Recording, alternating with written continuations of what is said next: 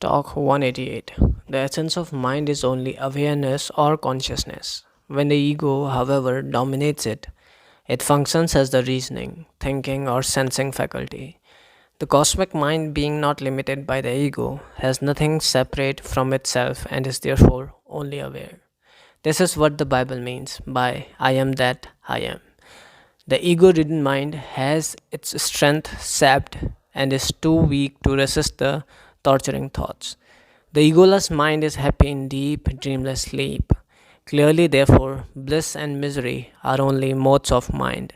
But the weak mode is not easily interchangeable with the strong mode. Activity is weakness and consequently miserable. Passivity is strength and therefore blissful. The dormant strength is not apparent and therefore not availed of. The cosmic mind, manifesting in some rare being, is able to affect the linkage in others of the individual weak mind with the universal strong mind of the inner recess. Such a rare being is called the Guru or God in manifestation. 19th May 1936. Talk 189. Mr. M. Oliver Lacombe, a middle aged Frenchman who was on a visit to India, being delegated by the Institute of Indian Civilization of the University of Paris, came here from French India. Among others, he had desired to meet Maharishi. He came and stayed here about 3 hours. He had read in the Sanskrit original the Bhagavad Gita, the Upanishads, and the Sutras with commentaries by Sri Shankara and Ramanuja. He asked, is Maharishi's teaching the same as Shankara's? Maharishi's teaching is only an expression of his own experience and realization. Others find that it tallies with Sri Shankara's. Devotee, quite so. Can it be put in other ways to express the same realization? Maharishi, a realized person will use his own language.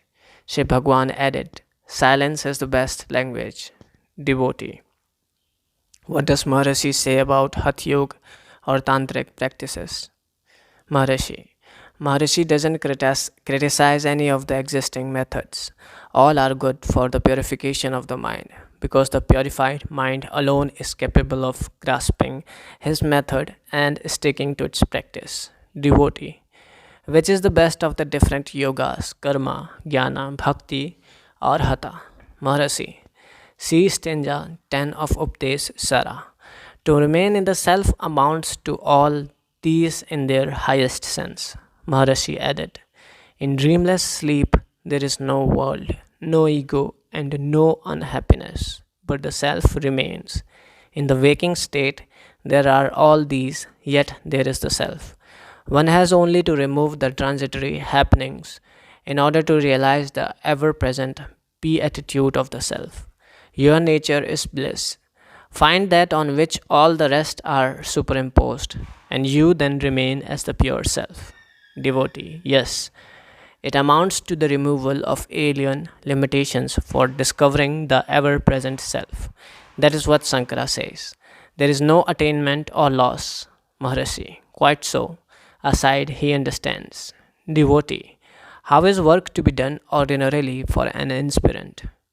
Maharishi, without self-identification with the actor. For instance, did you intend visiting this place while in Paris? Devotee, no. Maharishi, you see how you are acting without your intention to do so. The Gita says that a man cannot remain without acting. The purpose of one's birth will be fulfilled whether you will it or not. Let the purpose fulfill itself. Devotee, why are there so many methods mentioned? For instance, Sri Ramakrishna says that bhakti is the best mean for salvation. Maharishi, it is according to the standpoint of the aspirant. You have studied the Gita, Sri Krishna said. There was never a time when I and you and these kings were not, nor will they not be in future. That which is unreal never exists, but that which is real never disappears.